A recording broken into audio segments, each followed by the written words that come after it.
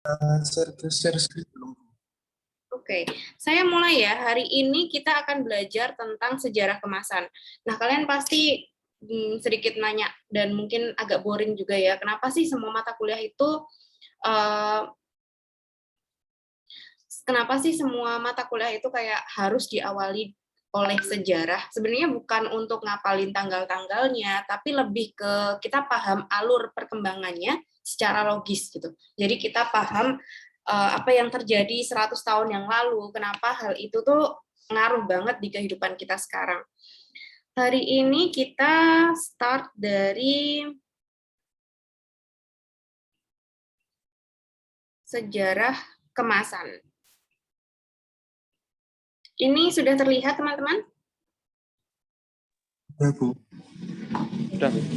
Jadi, goals kita di kelas kemasan ini tuh pertama, untuk kita sebagai desainer biar tahu material-material kemasan apa aja sih yang harus kita pilih untuk produk-produk kita. Kemudian kita juga bisa mendesain struktur kemasan sederhana. Jadi kemasan itu semuanya punya struktur dan itu masuk sedikit ke desain produk. Jadi memang kita sebagai DKV tugas kita kan bikin labelnya aja ya, visualnya aja 2 dimensi. Tapi di kenyataannya nanti kita tuh benar-benar harus ngedesain sampai strukturnya, sampai semuanya itu kita yang pilih. Jadi kita juga wajib belajar untuk struktur. Setidaknya struktur desain yang basic-basic dulu lah, yang sederhana. Mulai dari kemasan box, kemudian berbentuk logam, dan segala macamnya. Nanti kita praktekin, dan sebelum kita praktek, minggu sebelumnya, pasti saya akan ngasih woro-woro dulu material dan bahan-bahan apa yang harus kalian sediakan sebelum kelas dimulai. Pertama-tama saya bakal ngebahas dulu tentang sejarah desain kemasan. Kemasan itu fungsinya buat apa? Jadi dari awal perkembangan manusia dari zaman purba banget sampai sekarang. Kemudian untuk desain kemasan modern lebih akan saya bagi per kategori kemasannya. Jadi ada kemasan logam, kaca, dan segala macam. Oke, kita langsung saja mulai. Yang pertama, ini hutang saya minggu depan ya, maaf kemarin hari itu saya jadi panitia PKKMB, saya harus memastikan ada perpeloncoan di situ yang bikin Unisa viral lagi kayak tahun kemarin, jadi kemarin saya skip kuliahnya dan baru kita mulai hari ini. Jadi kuliahannya kalian ini boleh absen maksimal 4 kali, 2 kali izin sakit, 2 kali izin atau sakit dengan chat yang jelas gitu ya, itu saya hitungnya 1 kali absen.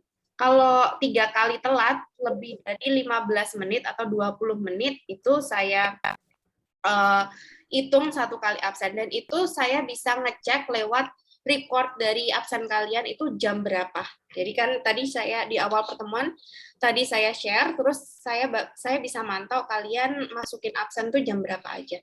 Kemudian untuk penilaian partisipasi itu 20%. Partisipasi itu adalah tentang keaktifan kalian di kelas, bagaimana kalian dalam tugas, dan segala macam. Kemudian untuk tugas, bobotnya gede ya. Tugas itu bobotnya 30%. Tolong teman-teman yang lain, tolong di-mute ya. Oke, terima kasih. Untuk tugas 30%, bobotnya itu besar, karena memang banyak. Dan nggak setiap pertemuan saya kasih tugas kok. Saya paham dengan pembelajaran daring ini semuanya pada stres, dan tugas yang dikerjakan di rumah sendirian itu tuh sumpek banget. Jadi kemungkinan ketika kita praktikum, ya kita praktikum aja di kelas gitu. Tapi nggak akan saya kasih tugas tambahan kalau itu tidak necessary. Kemudian untuk UTS-nya bobotnya lebih kecil 20% dan UAS paling gede. Jadi tolong UAS itu dimaksimalkan ya. Itu adalah tentang kontrak perkuliahannya. Normal dari semester 1 juga kebanyakan segini-segini aja. Kemudian untuk pengumpulan tugas, kalau kita ada praktikum dan segala macam, itu nanti saya kasih per kelas di dalam Google Drive dan kalian masukin ke situ. Linknya akan saya share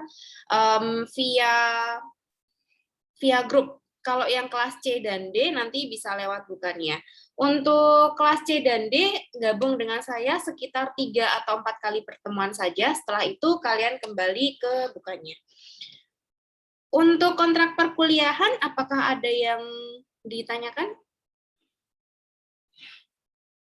Oke, kalau nggak ada, saya lanjut ke sejarah kemasan. Dan sejarah kemasan ini berdasarkan waktu ya, berdasarkan timeline perkembangan manusia, itu ada saya golongkan menjadi 2, yaitu periode prasejarah sebelum ditemukannya tulisan ya, atau sebelum Masehi, before century, atau yang periode sejarah. Jadi setelah tahun 2000 ini, 2000 tahun ini. Jadi sebelumnya kalau kalian ketahui, kalau kita kan sering banget ya diceritain tentang manusia-manusia purba dan bagaimana perkembangan mereka. Di sejarah zaman SMA kita udah dapat mata kuliah itu. Kalau kita bisa recall memori, zaman batu itu ada macam-macam. Yang pertama ada masa batu tua, yaitu di mana manusia itu pakai perkakas batu untuk berburu dan mengumpulkan makanan. Kemudian ada zaman batu tengah, ada zaman batu muda, logam, dan besi. Oke, saya start saja dari ketika manusia benar-benar purba, di mana kehidupan mereka itu berpindah-pindah, mereka itu literally ngejar mangsa, mereka berburu ketika mereka lapar, ya udah mereka berburu. Kalau mereka nggak lapar, ya udah diam aja gitu. Mereka itu masih belum, kehidupannya begitu sederhana, bukan berarti lebih mudah, tapi lebih sederhana karena jumlah manusianya itu masih sedikit, kemudian hewan-hewan besar, hewan-hewan buruan itu masih banyak banget. Jadi mereka itu sesimpel kalau lapar ya udah cari makan, entah itu berries, entah itu buah-buahan, umbi-umbian kecil, biji-bijian, hewan. Mereka hidupnya sesimpel kalau mereka lapar, mereka cari makanan gitu. Ketika dalam masa berburu dan mengumpulkan makanan, manusia itu selalu hidup dalam berkelompok. Otomatis kalau kita logika ya, di masa-masa ini ketika mereka dapat makanan segede ini, kemungkinan ada sisa. Dan sisa itu ada yang dibawa dan ada yang dibiarin aja. Mostly itu dibiarin aja. Ketika makanan itu literally banyak. Kalau sama kayak kalian lagi di kebun jeruk gitu, dan kalian hidup di situ terus, kalian nggak akan kepikiran buat nyimpen jeruknya. Kalian akan kepikiran bahwa setiap hari kalian bakal bisa makan jeruk. Jadi nggak ada kebutuhan untuk nyimpen makanan itu. Sehingga saat ini ketika manusia purba ini benar-benar purba di zaman batu tua, kemasan itu berfungsi sebagai wadah. Jadi kayak cuman nampung aja, kayak misalnya pas mereka minum ya kan, setidaknya mereka pakai tangan lah, atau mereka pakai cekungan, kayak misalnya kerang, cangkang kerang itu kan cekung ya, itu dipakai untuk minum, kemudian daun untuk pokoknya untuk nampung air atau nampung sesuatu. Jadi simple banget sih kemasan itu dipakai sebagai wadah di zaman batu tua. Kemudian ketika manusia itu kan mereka berakal, jadi semakin berkembang, tapi jangan dikira kayak sekarang, di mana sekarang 10 tahun lalu itu Android baru masih cukup banget gitu, kamera masih 3G, kemudian sosial media itu belum ada sekompleks sekarang. Sekarang TikTok untuk datanya, untuk big data itu udah banyak banget. Untuk storage memorinya itu udah banyak banget. Hard disk yang dulu segede dompet sekarang udah kecil banget, itu udah 32 giga. Itu hanya dalam waktu mungkin 5 tahunan. Sekarang itu percepatan zaman, percepatan teknologi dan segala macam itu sangat-sangat mampat. Jadi kita bisa extend, kita bisa berkembang dengan sangat pesat. Hanya dalam waktu mungkin 50 tahun itu sudah beda banget peradaban. Tapi zaman dulu itu enggak. Untuk leap atau berubah dari satu zaman, dari zaman batu tua gitu, ketika mereka mengasah peralatan dengan kasar, atau ke zaman batu muda di mana semua peralatan itu sudah lebih halus, sudah lebih kecil-kecil gitu, ada buat mancing dan segala macam, itu mungkin butuh puluhan ribu tahun. Kalian bisa bayangin nggak puluhan ribu tahun? Jadi kalau kita di tahun Masehi kita. 2000 tahun itu kan lama banget ya. Majapahit itu tahun 500-an sampai sekarang cuman berbeda 1500 tahun. Itu tuh itu jaraknya itu kayak udah jauh banget, dan semua teknologi perkembangan manusia itu sudah pesat banget. Tapi zaman dulu enggak. Untuk bikin gerabah atau bikin pot ya dari bentuk tangan, dari handmade ke bulat aja itu butuh ribuan tahun. Jadi zaman dulu itu perkembangan super lambat. Jadi ketika ini ada masa berburu dan mengumpulkan makanan, kemasan itu simple dipakai sebagai wadah karena mereka masih berlimpah makanannya. Kemudian ketika mereka jumlahnya mulai bertambah, kemudian ada erupsi atau ada bencana alam, manusia itu sadar bahwa dia itu nggak bisa hidup selamanya bergantung pada alam. Jadi mereka udah tinggal berkelompok dan memodifikasi sesuatu. Kayak misalnya mereka dingin, ya udah mereka memodifikasi kulit binatang untuk baju. Mereka untuk preserve, untuk nyimpen, biar mereka itu hidupnya aman. Jadi menyimpan sesuatu dari lingkungan, dari panas, dari hujan, kemudian dari binatang lain, mereka udah bikin gua-gua atau tempat tinggal yang semi nomaden atau semi berpindah-pindah, jadi kayak temporer gitu, ada tenda-tenda, ada gua, dan mereka itu biasanya bikin kubu-kubu ini, tempat tinggal ini di dekat sungai. Jadi daerah yang sekiranya aman, kemudian di dekat sungai, karena mereka butuh banget sama air. Akses ke airnya itu sering, jadi mereka nggak akan jauh-jauh dari sungai. Itu semi-nomaden. Dan di semi-nomaden ini, di zaman batu muda ya, perkakas yang dipakai itu sudah lebih smooth daripada sebelumnya. Jadi kalau misalnya sebelumnya itu kapak-kapaknya alat untuk berburu itu literally batu yang kasar banget, gede-gede. Nah, ini tuh udah kecil-kecil, udah lebih halus. Mereka udah memodifikasi sesuatu.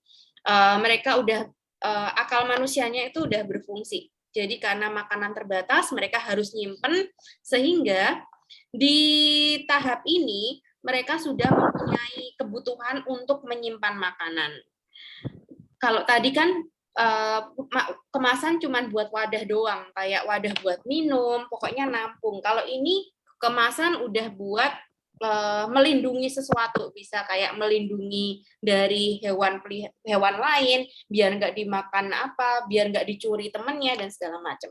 Di kehidupan ini, di fase perkembangan ini, manusia itu sudah hidup berkelompoknya itu lebih banyak karena mereka udah advance ya, udah sistem sosialnya sudah berkembang, mereka udah semakin banyak dalam satu kelompok itu karena nggak semuanya mati ketika berburu, jadi masih banyak yang hidup. Wanita dan anak-anaknya banyak yang hidup.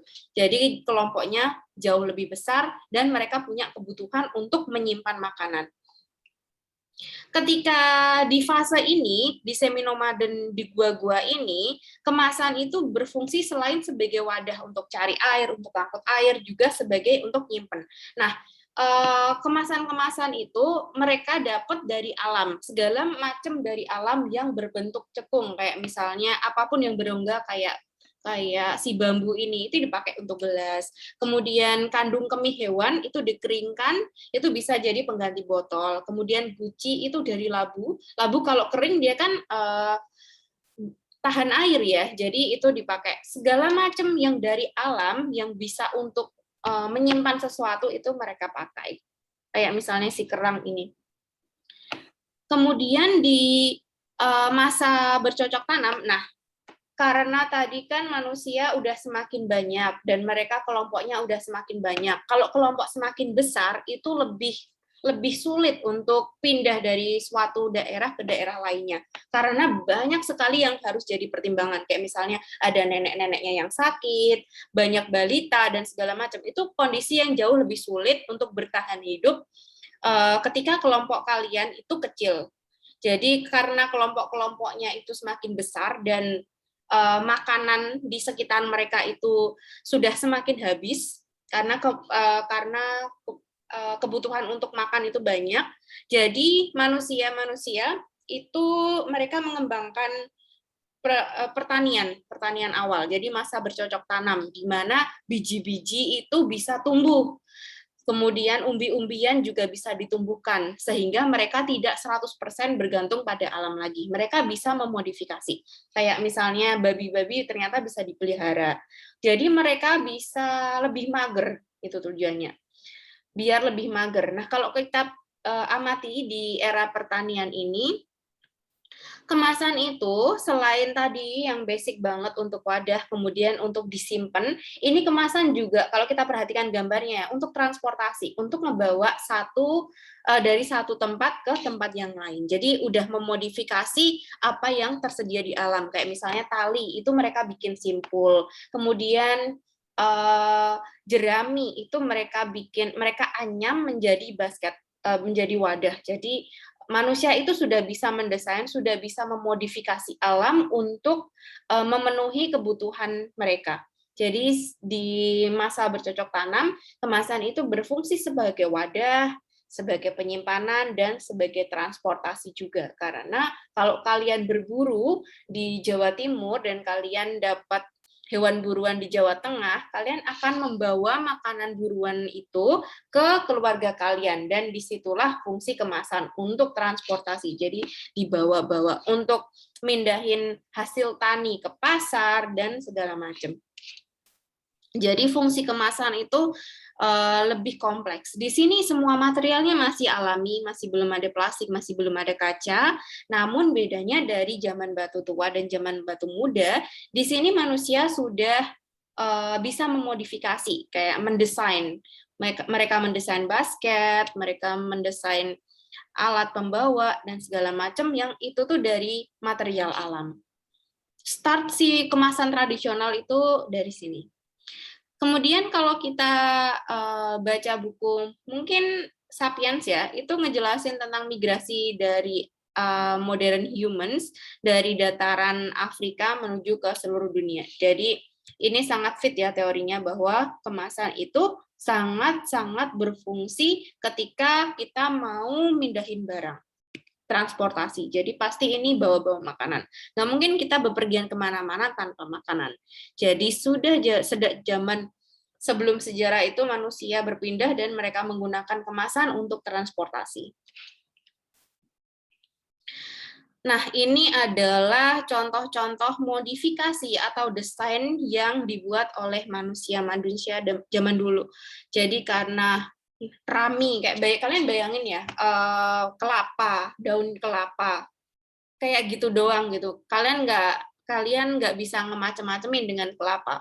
Tapi kalau kalian di era pertanian, mereka udah bisa membuat simpul, mereka udah bisa menganyam, jadi apapun yang dari alam itu bisa mereka gunakan. Kayak misalnya dari bambu.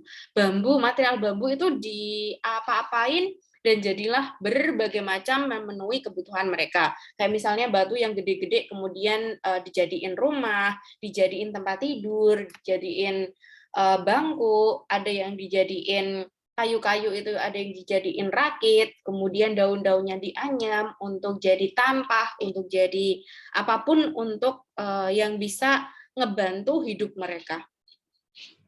Ini di zaman pertanian. Jadi materialnya itu masih material alam. Mereka memodifikasi hanya di desainnya aja, sehingga bisa fit sama kebutuhan mereka. Nah, sejak zaman batu tadi, kan sudah ditemukan api ya. Kalau di api itu sangat-sangat krusial bagi perkembangan peradaban si manusia purba tadi. Kayak misalnya sebelum api itu zaman batu tua, mereka masih pindah-pindah, mereka belum memodifikasi apapun. Nah, di zaman batu muda, api itu sudah ditemukan. Jadi kalau kalian lapar, kalian nyumet api, kalian bakar sesuatu untuk dimakan. Habis makan, kenyang, ngelukis di dinding gua-gua. Itu adalah kehidupan zaman batu muda. Nah, kalian kepikiran nggak kalau kalian lagi di gua, nggak ada internet, pasti gabut banget ya. Gabut banget. Makanya manusia purba ada yang ngelukis, ada yang ngapa-ngapain. Nah, mungkin penemuan gerabah itu tidak sengaja. Jadi kalau mungkin ada salah satu member manusia purba yang lagi menyat-menyat clay atau tanah lempeng, kemudian dilemparin ke api. Ketika apinya padam, loh kok keras jadinya. Nah, itulah cikal asal muasal si gerabah atau pottery atau tembikar. Jadi ditemukan secara tidak sengaja ketika mereka lagi main api. Gitu. Jadi kemudian dari clay itu kan gampang banget dibentuk. Jadi mereka membentuk wadah-wadah, mereka membentuk kendi, mereka ngebentuk botol untuk minum, untuk apapun dari gerabah itu dan membakarnya. Nah, si gerabah-gerabah ini tentu saja sudah sangat berkembang kemudian di era pertanian karena dia sangat-sangat useful, sangat-sangat berguna untuk tempat air, buat memasak juga bisa, pokoknya buat apapun itu ternyata ini adalah kemasan atau produk yang sangat-sangat populer di era-era pertanian. Kemudian itu sudah sampai penemuan gerabah ya, ini ada brief history atau infografis singkat tentang perkembangan kemasan yang dari timeline-nya itu sudah saya jelaskan tadi, start dari kemasan sebagai wadah, kemasan sebagai tempat melindungi barang dan segala macam. Kemudian untuk transportasi, kemudian kita akan mulai ngomongin tentang kemasan cikal bakal kemasan modern. Ini kan yang saya omongin tadi zaman sebelum before century ya, sebelum sejarah. Tolong yang lain di mute dong. Terima kasih. Tolong di mute ya. Kemudian kita ngomongin material tertua dulu setelah gerabah. Sesuatu yang dimold itu dikuak-kuak lah, dibentuk. Nah, dibentuk ketika mentah dan matang dalam pembakaran. Selain gerabah itu ada kaca. Nah, kaca itu adalah gabungan dari soda, kemudian ada batu-batuan dan ada silika. Tentu saja ditemukan secara tidak sengaja, dan ini sudah dipraktekkan di Mesir 7.000 tahun sebelum Masehi. Jadi 7.000 tahun sebelum Masehi mereka udah bisa bikin kaca. Mereka ngemolding si silika, soda, sama batu kapur, kemudian mereka mainin di api, nah jadilah kaca. Setelah kering, setelah dingin jadilah kaca. Tapi selama 7.000 tahun itu kaca itu belum diindustrialisasikan, alias belum digunakan untuk secara umum. Jadi kayak mungkin dibentuk-bentuk doang, kayak jadi pajangan, tapi belum bisa dipakai gelas. Hanya 4.500 tahun kemudian barulah kaca dipakai untuk wadah, yaitu 1.500 tahun sebelum Masehi, masih di Mesir. Ini adalah contoh-contohnya ya, 1.500 tahun sebelum Masehi. Sorry saya salah tulis. Ini yang 1.500 tahun karena sudah diindustrialisasi, mereka sudah bikin gelas-gelas dan segala macam, dan kaca sejak awal perkembangannya itu mereka udah bisa warna-warni, udah ada yang bisa bikin biru dan segala macam, tergantung material apa yang mereka masukkan ke dalam moldingannya itu. Tapi setelah diindustrialisasi, kaca itu baru bisa dibikin bening. Kalau kita tilik lagi kemasan-kemasan ini, gelas, fungsi gelas dan segala macam ini udah sejak zaman purba banget ya. Ini kaca ada di hieroglif Mesir, udah ada di mana-mana. Ini 7.000 tahun sebelum Masehi.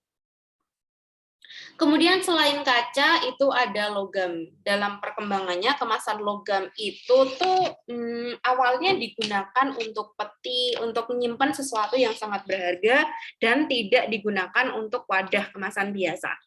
Jadi logam itu nggak kayak sekarang ya, kalian buka Coca-Cola ada kemasan logam. Zaman dulu itu nggak untuk kemasan, nggak untuk umum. Jadi untuk kotak perhiasan dan segala macam yang berharga. Karena besi, baja itu material yang mahal, udah mahal materialnya, dibikinnya juga mahal pula. Jadi jangan Jangan pikir dia akan digunakan untuk kemasan, tapi dia digunakan untuk peti, untuk kotak, untuk kotak harta karun dan segala macam.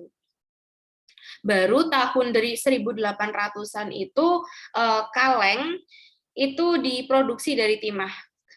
Besi atau logam itu tidak pernah digunakan untuk kemasan umum, kemasan yang dipakai orang-orang kebanyakan, sebelum akhirnya timah ditemukan yang itu tuh bisa dibentuk lembaran. Jadi ada timah itu bisa dibentuk lembaran, aluminium foil bisa dibentuk lembaran, barulah ada kemasan yang digunakan untuk umum.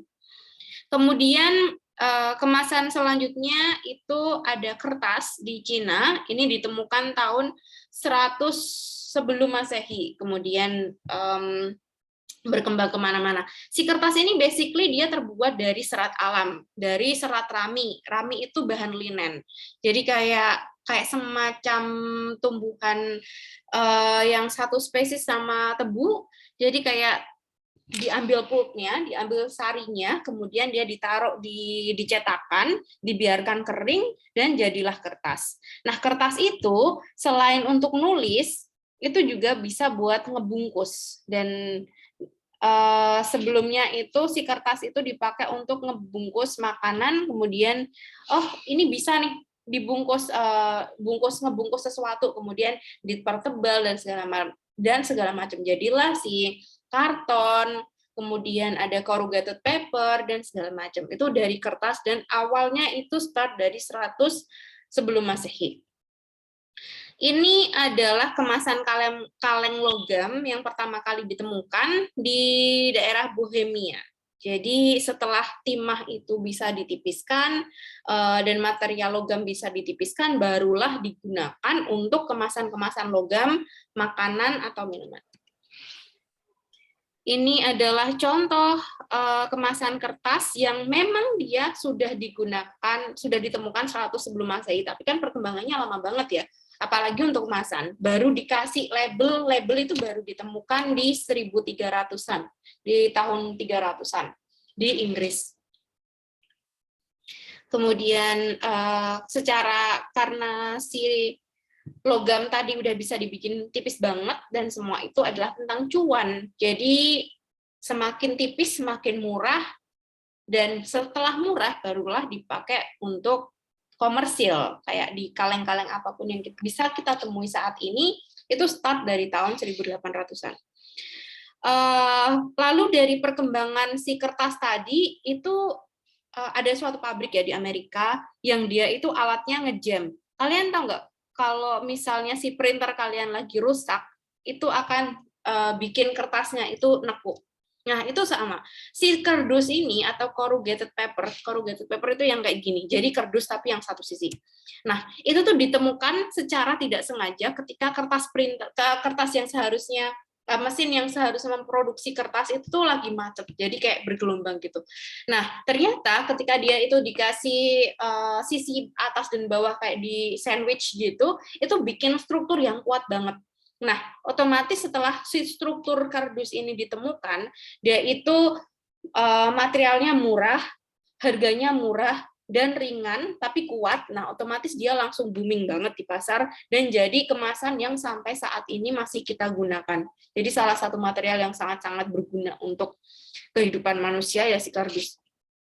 Kemudian ada corrugated paper yang udah ditemuin bareng sama si kardus tadi karena alatnya ngejam. Kalau si kardus ini kan dia kaku ya kemasannya. Kadang-kadang kita butuh sesuatu yang lebih fleksibel. Jadi kalau misalnya si kertasnya itu melapisi satu sisi saja dari permukaan gelombang, ternyata itu lebih bisa fleksibel. Jadilah si corrugated paper ini. Kemudian di tahun 90-an kaca itu sangat-sangat populer untuk digunakan karena untuk makanan dan minuman ya terutama, karena bahannya itu jauh lebih murah dan lebih mudah dibikin daripada si kaleng atau apa sebelum ada teknologi. Tapi setelah tahun 70, produksi kaleng itu sudah semakin maju, teknologinya juga, jadi kaleng itu jauh lebih populer karena bisa dingin, terus gak gampang pecah, untuk transportasi juga lebih ringan. Kalau kaca kan dia berat, udah gitu rapuh, gampang pecah, jadi udah sekarang dimana kita cost efisiensi dan segala macam, kita juga ngitung jejak karbon dari transportasi itu, si kaca itu udah nggak populer lagi sekarang, kecuali untuk bahan-bahan yang memang punya sensibilitas yang tinggi terhadap bau, kayak misalnya selai. Selai itu harus di preserve, harus dilindungi aromanya, dan itu enggak, yang material paling bagus untuk melindungi bau itu adalah kaca. Jadi untuk saat ini kemasan-kemasan kaca, kemasan-kemasan madu itu pakai kaca. Nah, kalian nanti coba kalau misalnya ke Indomaret, kalian coba amati lorong-lorongnya. Kenapa ini pakai kemasan kertas, kenapa ini pakai kaleng, kenapa ini pakai plastik dan segala macam, dan selalu ada jawaban logis dan saintifik di setiap pengambilan keputusan kemasan itu. Jadi kalian nggak bisa ya sebagai desainer kemasan, oh aku mau bikin kemasan minuman dan aku kayaknya aku suka kaca deh, aku pakai kaca aja deh, gitu, enggak. Jadi kalian harus punya reason yang logis di balik setiap pengambilan keputusan kalian sebagai desainer. Ngomong-ngomong, ini kan tadi brief singkat ya, saya cuma ngomong sedikit aja. Kita lebih akan banyak diskusi. Diskusi kita itu adalah per kelas hari ini. Dan tentu saja saya akan ngirim kalian materi bacaan yang sudah saya rangkum. Jadi kalian bisa baca-baca dengan lebih detail daripada sekedar yang saya omongin ini tadi.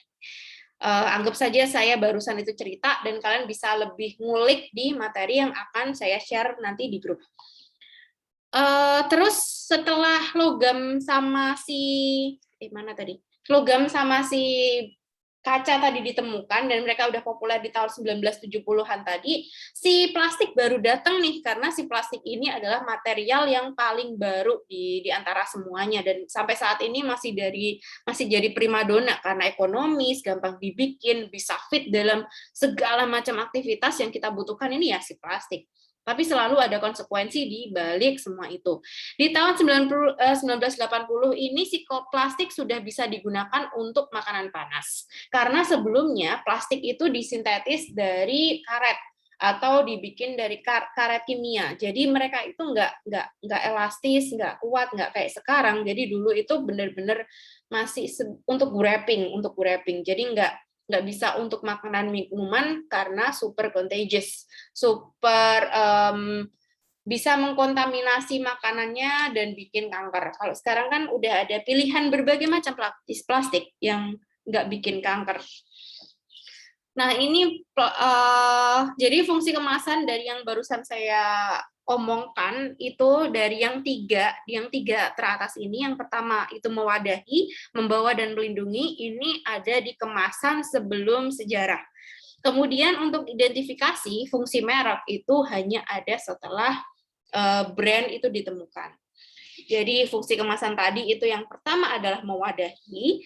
Kemasan bermanfaat sebagai tempat untuk suatu produk, untuk menampung suatu produk selama proses konsumsi, selama proses pengiriman, mulai dari pembuatan hingga dari tangan konsumen. Ini definisi sekarang. Tapi kalau yang mewadahi si zaman batu tadi ya untuk wadah aja selama proses konsumsi. Kemudian untuk membawa dan melindungi.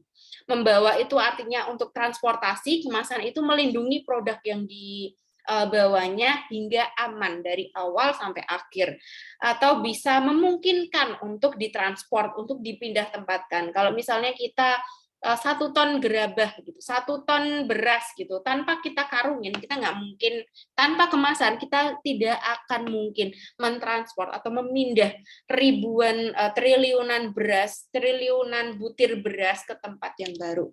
Jadi fungsinya adalah membawa dan melindungi produk. Kemudian untuk fungsi keempat yaitu identifikasi. Kemasan itu bisa digunakan sebagai media petunjuk bagi konsumen melalui informasi atau tanda yang terdapat pada kemasannya. Otomatis ini ada di kemasan modern saat ini, atau ketika brand udah ditemukan ya, label brand. logo dan segala macam itu sudah ada. Kemasan itu juga berfungsi untuk identifikasi produk. Tolong ya, teman-teman yang peserta lainnya tolong di-mute.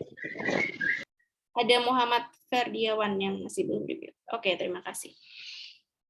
Ngomong-ngomong, untuk fungsi identifikasi itu ada juga yang namanya intelligent packaging. Jadi kemasan, material kemasan yang ngasih tahu kalian apakah produk itu sudah kadaluarsa atau belum. Jadi kita bisa melihat atau mengamati kualitas produk dari tampilan kemasannya. Oke, kalau misalnya kita ngomongin plastik, itu nggak akan mungkin kita bisa tahu kualitas produk yang tersimpan, kayak misalnya dari bungkus Indomie atau bungkus Coca-Cola, kita nggak akan tahu. Tapi lewat intelligent packaging itu dia show atau dia menunjukkan kualitas produk lewat kemasannya. Kayak misalnya daun pisang. Dia selain kemasan tradisional juga merupakan intelligent packaging karena kita bisa tahu kualitas produknya dari daun pisang. Kayak misalnya hari pertama itu masih fresh banget. Oh, kita juga jadi mempersepsikan bahwa produk pisang, produk apapun yang dibungkus daun pisang itu masih fresh. Tapi kalau misalnya udah mulai kuning-kuning atau mulai kering, berarti oh ini udah lama, ini udah basi. Kita udah tahu dari hanya melihat kemasannya. Nah, itu salah satu material intelligent packaging yang akan saya bahas di mungkin pertemuan selanjutnya. Jadi ada active packaging, ada intelligent packaging yang nggak termasuk dari material yang barusan saya review. Nanti kita akan belajar juga tentang material-material ini dan akan kita perdalam lagi, kayak misalnya paper, kertas kan ada macam-macam, ada berbagai macam jenis, ada material plastik itu ada apa aja, ada yang PET, ada yang PT, ada yang biodegradable, ada yang composable dan segala macam. Tapi untuk pertemuan kali ini karena masih pembukaan aja, karena masih mengantarkan saja agar kita bisa tahu bahwa oh zaman dulu seperti itu, dan ternyata kemasan itu sangat krusial ya di hidup kita. Bukan cuman kita make upin produk terus kita ngejual dengan harga yang lebih mahal saja, tapi ternyata fungsinya itu jauh lebih krusial dan lebih dasar daripada itu gitu. Kemudian packaging nowadays, karena tadi kita udah menemukan material kemasan yang sangat cost efisien dan ekonomis, tapi ternyata itu sangat-sangat berdampak buruk bagi lingkungan, yaitu sampah plastik. Kita sebagai desainer, sebagai DKV, ketika kita disuruh bikinlah kemasan, kita nggak akan mikir dua kali tentang dampak apa yang akan terjadi setelah kita bikin kemasan yang bagus itu. Kita nggak akan kepikiran itu. Nah, saya ingin kalian lebih kritis lagi terhadap kemanusiaan, terhadap isu lingkungan, karena kita desainer itu adalah profesi yang mencetak sampah nomor 1 sedunia. Kayak misalnya kalian lihat aja kalau ke landfill atau ke TPA, semua sampah di situ adalah hasil kerja keras kita. Kemasan, baju, produk, semuanya hasil dari desainer. Jadi tolong lebih wise lagi. Dan setelah ini kalian akan masuk breakout room untuk mendiskusikan tugas dan peran kalian sebagai desainer. Dan ada isu apa yang kalian angkat. Kayak misalnya, kalian mau ngebahas apa? Kalian mau nge-highlight isu lingkungan apa? Misalnya nih contoh, selama ini ketika kalian pergi ke supermarket, kita itu menjumpai segala macam sayur, segala macam buah itu di wrap pakai plastik wrap yang super tipis itu loh, yang ada styrofoamnya. Kalau misalnya, apakah bagi kita itu, tentu saja saya berhipotesis bahwa hal tersebut itu sangat-sangat berdampak buruk bagi lingkungan, ya kan? Itu wajar aja kalau kita nggak riset. Kita pasti akan berpikir, kita nggak akan mikir dua kali ngejudge bahwa plastik is bad, everything yang dibungkus sama plastik is bad gitu. Tapi ketika kita telah lagi, ternyata produksi plastik untuk memproduksi plastik itu hanya butuh 5% dari semua hal untuk memproduksi timun. Let's say kita punya satu timun dan itu tuh di-wrap sama plastik. Timun itu harganya 100. Nah, harga plastiknya ini cuma 0,3-nya. Jadi kayak 3:100. Jadi itu sangat-sangat worth it dan sebaiknya memang di-wrap gitu karena kalau nggak dibungkus, si timun atau si makanan-makanan tadi itu akan kelihatan nggak segar dan ketika makanan nggak kelihatan segar di supermarket, mereka itu dibuang. Jadi untuk saving pembuangan itu kita harus sedikit berkorban dengan ngasih wrap. Itu sebagai salah satu contoh. Ada risetnya why plastic wrap a cucumber. Nanti saya kasih lihat kalian juga untuk bacaan. Jadi nggak semua plastik itu buruk, ternyata seperti itu. Nah, ini tugasnya itu kita group discussion, satu kelas, satu room. Kelas A itu di room 1, kelas B di room 2, C di room 3, dan D di room 4. Kita akan berdiskusi selama 45 menit per kelas. Satu kelas tuh kalian cuma ngomong aja, kira-kira ada problem apa, dan kalian sebagai desainer tuh fungsinya apa. Dan tentang itu, pokoknya hasil diskusi kalian itu akan kalian presentasiin, oral boleh, lewat PPT boleh, masing-masing kelas itu 10 menit per kelas. Jadi masing-masing kelas itu artinya satu aja ya yang mewakili presentasi. Pilih yang jago ngomong, yang public speaking-nya bagus, yang nyiapin presentasi yang orang lain, kalian yang diskusi ya udah diskusi aja.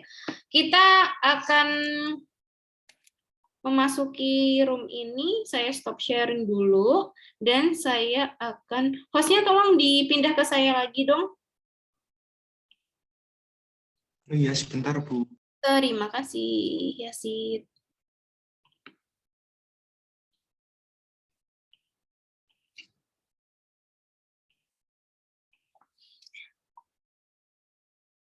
Oke, saya bikin breakout room.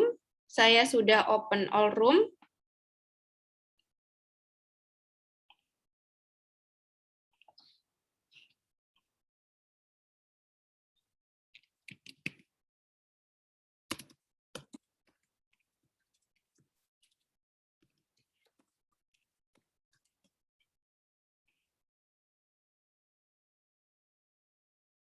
Kalian sudah bisa masuk belum?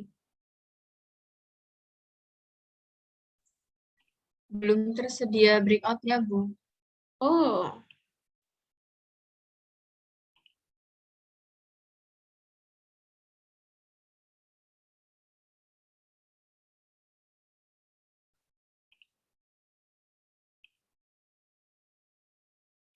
Sebentar, saya close dulu.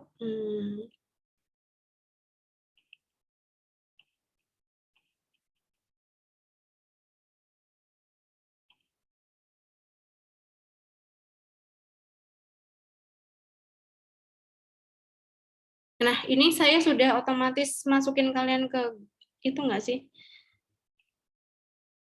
Nah, kalian udah masing-masing di breakout room.